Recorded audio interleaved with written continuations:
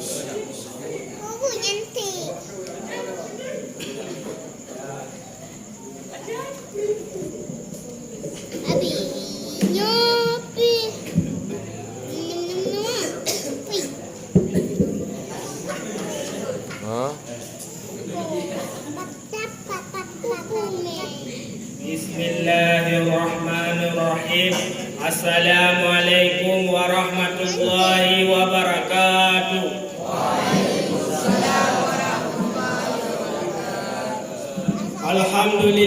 Alhamdulillahi rabbil alamin, wassalatu wassalamu ala asyrafil anbiya'i wal mursalin wa ala alihi wa sahbihi ajma'in, amma ba'du. Qala Rasulullah sallallahu alaihi wasallam fil hadis, ani betulia fasabara wa utiya fasyaqara wa zulima faghafara wa zallama fastaghfara lahumul amnu wa hum muhtadun. Walangkah yang berdama, marilah sama-sama kita panjatkan kehadiran Allah Subhanahu wa taala, yang mana oleh Allah yang kali lebih gunanya sehat badan, waras pikiran, sehingga dapat berkumpul di tempat yang mulia raya. Selawat dan salim anak wasyid kepada junjungan kitanya Nabi besar Muhammad sallallahu alaihi wasallam, yang mana oleh beliau yang kali menembak umatnya dari alam jahiliyah kepada alam Islamiyah. Kata ta'ziman wal ikraman belum tuan kepada Abi Ma'umi selaku pucuk pimpinan daya Misbahul Huda, dan mengalir juga kepada seluruh dewan guru dan juga kepada seluruh dewan juri, dan kepada santriwan dan santriwati yang masih bernaung di daya Misbahul Huda. Untuk tak menghematkan waktu, jina mari datang dalam ceramah singkat belum tuan yang berjudul empat faktor untuk mendapat petunjuk dari Allah. Ma'asyiral muslimin rahimakumullah. Kehidupan di dunia dan di akhirat merupakan suatu hal yang didambakan oleh setiap muslim. Keselamatan itu akan diperoleh manakala manusia selalu dalam petunjuk Allah Subhanahu wa taala. Ada beberapa faktor yang membuat manusia mendapat petunjuk dari Allah, sebagaimana terdapat dalam hadis Nabi sallallahu alaihi wasallam. Ani betulia fasabara wa mutiya fasyaqara wa zulima faghafara wa zallama fastaghfara lahumul amnu wa hum muhtadun. Yang artinya barang siapa diuji lalu sabar, diberi lalu bersyukur, dizalimi lalu memaafkan, dan menzalimi lalu istighfar, maka mereka keselamatan dan mereka tergolong orang yang memperoleh petunjuk. Dari hadis di atas dapat kita simpulkan bahwa ada empat faktor yang membuat seseorang mendapat petunjuk dari Allah Subhanahu wa taala. Yang pertama, sabar dalam ujian. Manusia apalagi sebagai mukmin pasti akan diuji oleh Allah Subhanahu wa taala.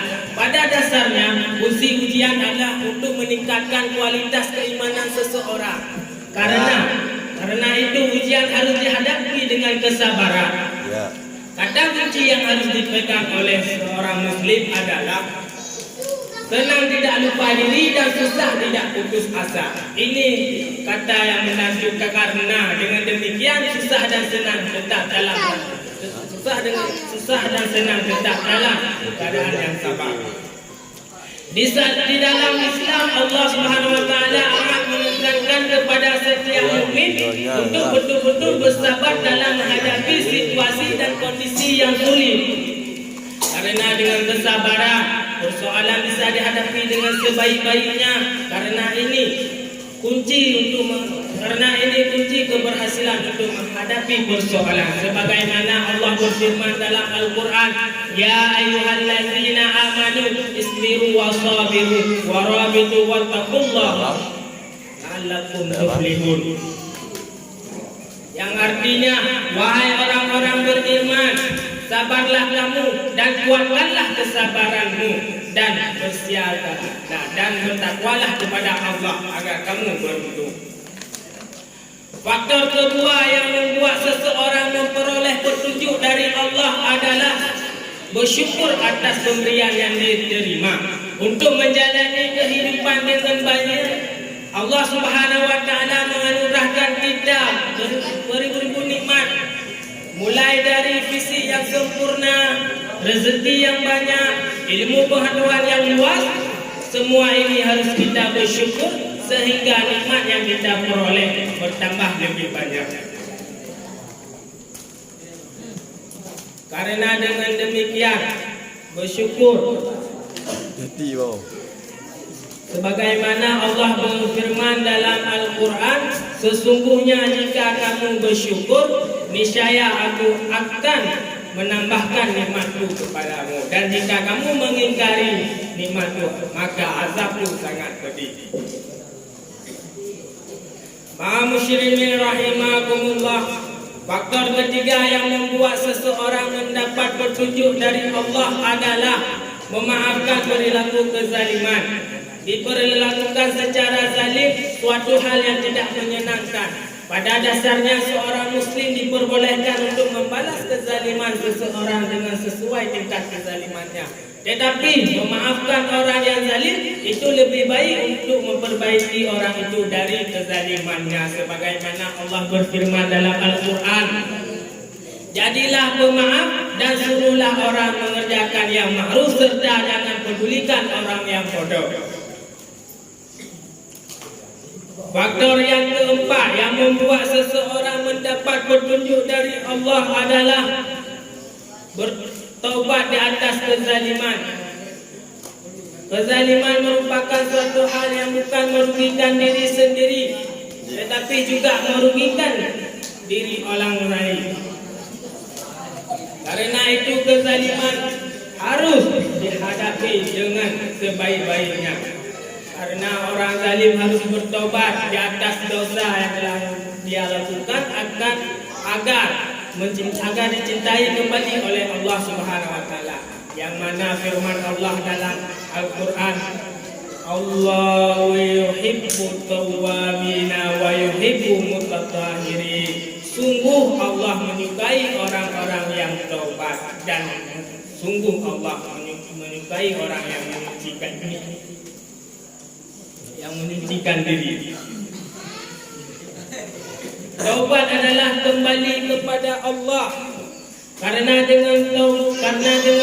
setelah kita melakukan kemaksiatan, kita bisa jauh dari Allah.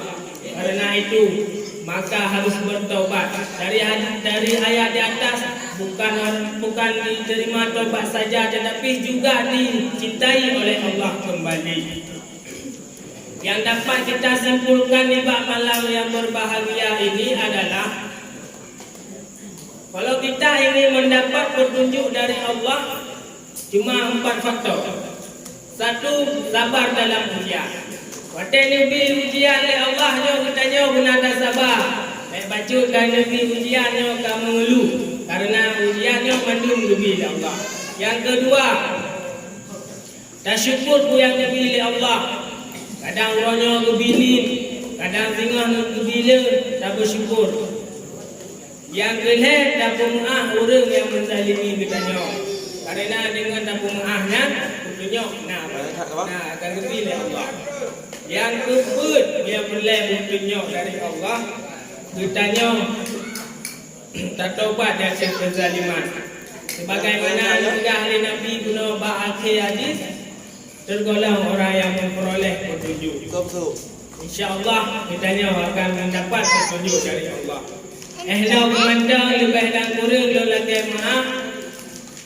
Wabillahi taufiq. Assalamualaikum warahmatullahi wabarakatuh.